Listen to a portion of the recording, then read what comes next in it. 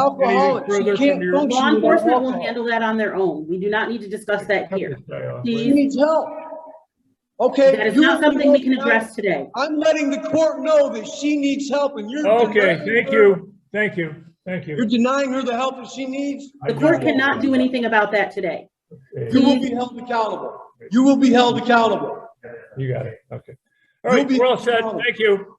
You'll be held accountable, asshole. Numbers 26, 27, and 28, People versus Jeffrey Bloom, 21344 FH, 22673 FH, and 22675 FC.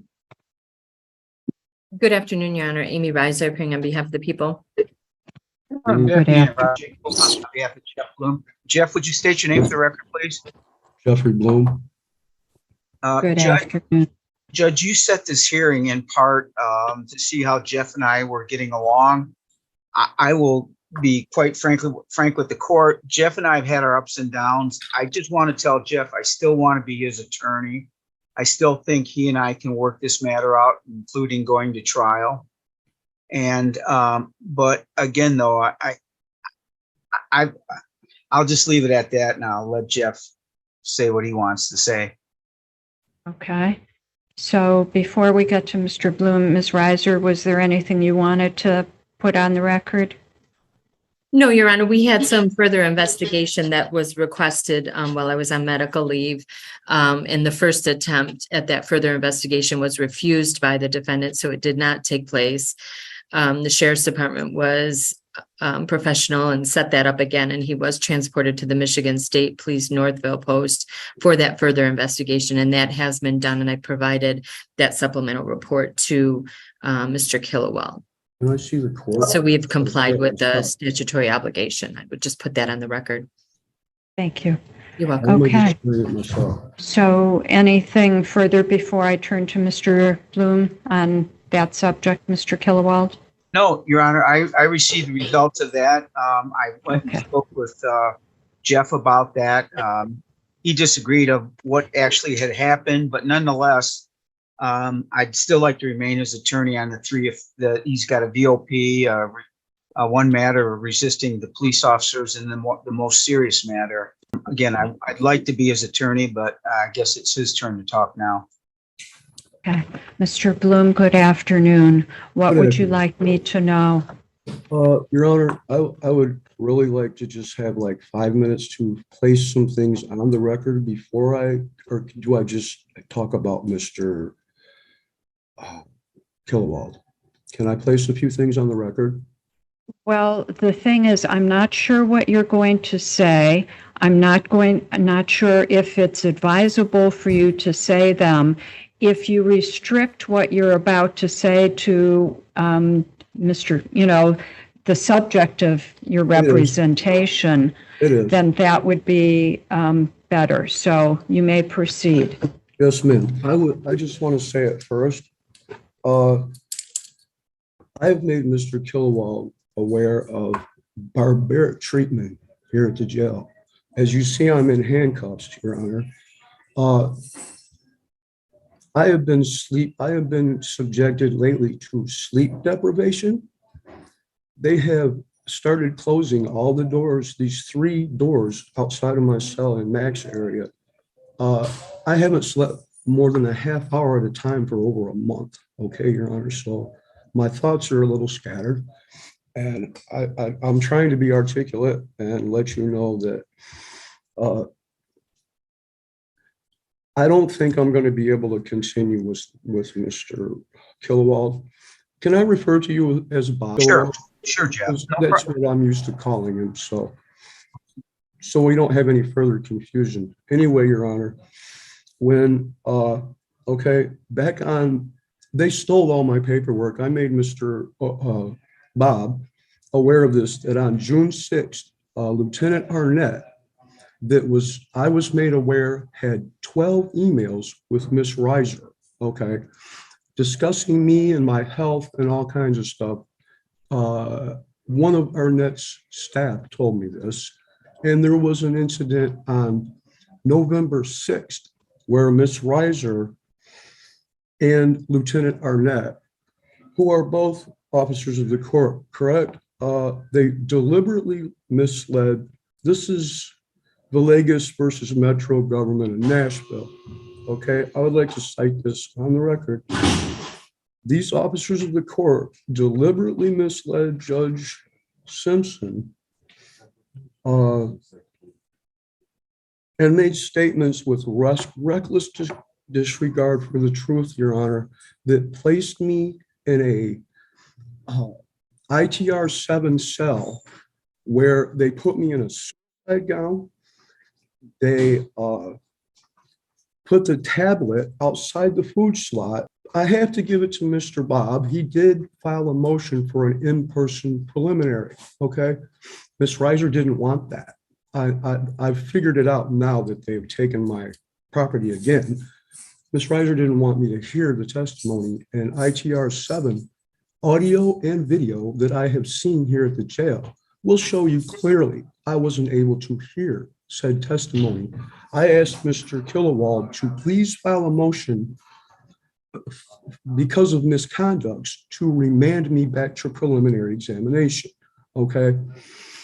He refused that. I've asked him since December to do that. Then I asked him, well, Mr. Killewald, if you won't do that, will you have an evidentiary hearing before you, Your Honor? Because I trust your judgment with the evidence of Ms. Reiser and the evidence that I have. They say a picture is worth 1,000 words, right? So a video must be worth 10,000 words, correct? Now, the pictures that I have are 11 hours after the supposed incident. I'm not going to give everything away. I just want you to know this one thing. I have photos and videos of Tiffany, a supposed victim in this case, 11 hours after the supposed incident was supposed to end, and there isn't a mark on her. But Jeff, hold on. Just let me say one time. Just be careful what you say. I am. This is the only thing I'm going to give up about this. Okay. Your Honor, if we could have an evidentiary hearing and Mr. Killewald said, no, we're not going to have any of that. And when I asked Mr. Killewald, what have you done besides everything that I've asked you to do? You have given the prosecution a way out. Everything, Your Honor. I have told him, if you do this just like this, they will have no way out of these lies. He always gives them a way out, just like Mr. Thomas, Lieutenant Thomas Arnett. He covered for this man stealing my law work, Your Honor. He has every scrap of everything that I plan to call on my defense. He has every scrap of grievances and the documentation that a civil rights attorney told me to take of everything that goes on in this jail. Okay, he took all that. And Mr. Killewald refused to do anything. I asked Mr. Killewald to call the ACLU. He left a message with the ACLU saying that I'm the problem, is what I was made to understand. He throws me under the bus at every turn. Jeff, just for the record, Now he wants to interrupt me and I'll be muted. Okay, go ahead, Bob. Jeff, I'm sorry. I never threw you under the bus. So I called the ACLU. If that's how you feel, that's fine. But I never threw you under the bus. Well, what about when I tell you to resign off this case multiple times for multiple months? Even before the preliminary, I asked you, I said, Bob, the only reason I'm keeping you is because you're aware of the history with me and Tiffany, where they're denying that there was ever a history. You're aware of it. Okay. You're aware of the domestic violence situation that happened on 7/11. I asked you to get that police report and maybe show that to Ms. Reiser and say what that police report says about Tiffany. You refused to take any of the evidence. And I told you this last time we visited, Your Honor. I have given Mr. Killewald 5 times the evidence, plus photo and video evidence I've made him aware of. And I said, look, you can take this to Ms. Reiser. And if she is about her oath to seek the truth and not just a conviction, she will have a lot of questions for the people that have accused me of these crimes, Your Honor. Your Honor, I'm aware that I've got 3 files in your courtroom and I've been in a lot of trouble. Okay, I understand that. But to accuse me of the things I'm being accused of, but you can look in there and see that I am That is the most disgusting, disrespectful thing you could ever say about me. When I think of something like that happening to somebody, I think of my mother. I think of somebody doing it to my mother. When I was in prison, I attacked people for those things, and I'm not ashamed to say it. I guess I need to just stick to the facts here and let you know, Your Honor, I have been made for 8 months ever since Amy Reiser told those lies to Judge Simpson. I have been a level 1 prisoner. They deny me showers for 4 and 5 days at a time sometimes. And when I do get to take a shower, I'm in handcuffs like this, Your Honor. I can't even move. How am I? To me, Your Honor, cleanliness is next to godliness. And I think you probably feel the same. This is barbaric. I've been abused. I was assaulted by an Officer McKay at the hands of a Sergeant Burris. It's on video. There's no getting around it.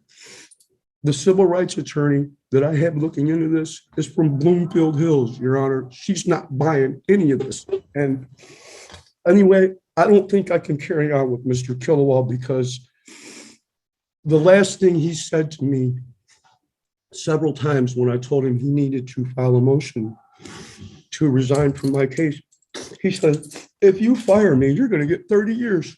And he'll wave like this. And he'll walk out. Now, I'm not going to say I've been an angel with Mr. Killawall because every officer here will tell you me and him have gone at it in that interview room, okay?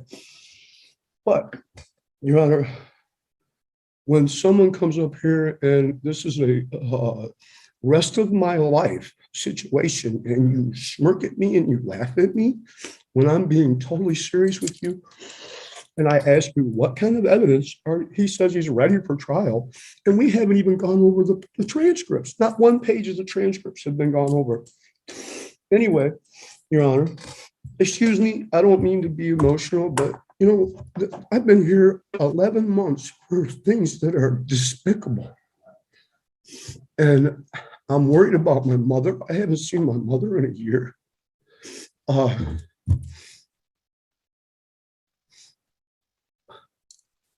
If I get another attorney, Your Honor, can you make an evidentiary hearing?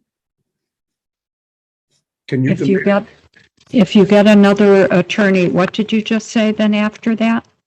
Can you demand there be an evidentiary hearing before you with your wisdom and knowledge? No, I'm not going to do that because I cannot advocate for you. I can appoint other counsel advocates for you, but I am not going to second guess your attorney's judgment on what should or should not go to hearing. If there were things that happened before Judge Simpson, you know, a motion has to be filed. They should have been taken up at that time before Judge Simpson. I'm not going to make any decisions other than who's going to represent you. Can I intervene to that? What I said before. Mr. Killawall, I asked him to file a motion for a remand to preliminary because of the blatant, provable, undeniable things that were said. Ms. Reiser told Judge Simpson, Arnett, let me reiterate, Lieutenant Thomas Arnett and Ms. Reiser told Judge Simpson to get it where I couldn't have an in-person preliminary for other reasons that I cannot prove, but ITR 7 video can. Okay. Anyway, Your Honor, the two of them told Judge Simpson that I was physically assaulting officers, that I was throwing urine and feces on staff and officers. And Your Honor, there isn't an officer here, one that will ever say that I've been that kind of problem ever in this jail since 1982. Okay.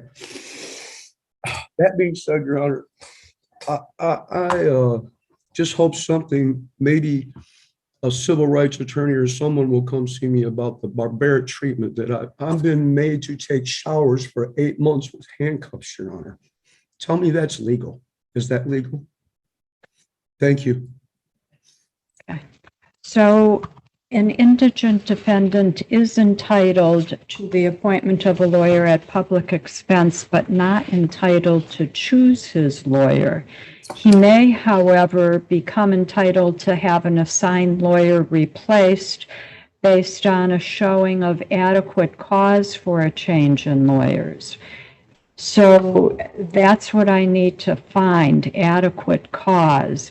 And a mere allegation of lack of confidence No, in that's his not it. lawyer That's not it. does Your Honor. not, I have no does trust. not rise to that level. There's no trust. However, because this Communication. is the first attorney who has been appointed to represent you on this case, and you're alleging that he has not done things that you think in the exercise of his professional judgment he should be doing, I will grant your motion and appoint substitute counsel. The Indigent Defense Attorney Commission is going to decide which attorney is going to be appointed. The court doesn't have a say in that, but I will order that substitute counsel be I apologize, appointed. Bob. I apologize. I just don't think you can handle this, buddy. I don't. You're a good guy. I like you as a person. I just don't think you're adequate. So we do have a final pretrial that's set for July 20th. And what I'm going to do is just have that set for a regular pretrial. I'm not going to make any decision about the trial date at this point, which is August 21st. It's likely that a replacement attorney is going to need more time, but I understand that you've been incarcerated for quite some time, and I don't want to get in the way if an attorney is able to come up to speed and give you the attention that your case deserves and could be ready by August 21st, then we can go ahead. So I know that Mr. Killewald has presented orders allowing withdrawal. I will sign those when another attorney is appointed. So there may be a couple-day delay until the Indigent Defense Commission designates who the substitute attorney is going to be, and then those orders will be signed on. Well, the most important case is the CSC case, of course. Do you also want substitute attorney on the probation violation case, Mr. Bloom? No, I think Bob can handle that. I really do. And if he doesn't, I mean, if he's got a problem with me doing what I'm doing now, then maybe he should resign from that too. But if Mr. he doesn't- Killewald? As Judge, to, Jeff's made a lot of allegations against me. I will say to the court, I've been to this jail every dang Sunday for the last year seeing Jeff. So I kind of resent some of the things he said. I understand his frustration. I do. And you haven't even filed a motion for bond or anything, nothing. You filed one motion to have me in-person preliminary, and Amy Reiser was allowed to. okay, Jeff, I'm not going to argue the case. You know I'm what, Jeff? sorry. I apologize. I did everything I could for you. Thank you. You don't see it that way, Judge. I'd like to get up on all matters. okay. So then we'll ask for substitute counsel on all three cases. And the next date will be July 20th at 1:30 for a pretrial. So we'll see you then, Mr. Bloom. May I add one thing? Yes. I'm being denied access to the court. I'm being denied law library. I'm being denied. I haven't seen a newspaper, a TV, a radio, no news, no calendar, no clock, no writing surface for the entire time I've been here. I just want to place that on the record, Your Honor. Thank you. So let's break down what we just witnessed, because this hearing is a perfect example of how courtroom dynamics can completely shift based on behavior and strategy. The judge wasn't deciding guilt or innocence here. The focus was simple. whether the defendant had adequate representation. And despite all the chaos, the judge followed the law, explaining clearly that dissatisfaction alone isn't enough. There has to be adequate cause. But because this was the first appointed attorney, and due to the defendant's claims, the judge made a key decision: appoint substitute counsel. That's a big moment. However, what stands out even more is everything that led up to it: interruptions, off-topic arguments, emotional outbursts, and even self-incriminating statements. All of that shapes how a case is perceived moving forward. The takeaway: court isn't just about what you say, it's about how and when you say it. Now I want to hear from you. Do you think the judge made the right call giving him a new attorney, or should he have stayed with the one he had? If you found this case as shocking as we did, make sure to hit that like button, share your thoughts in the comments, and don't forget to subscribe for more jaw-dropping courtroom breakdowns.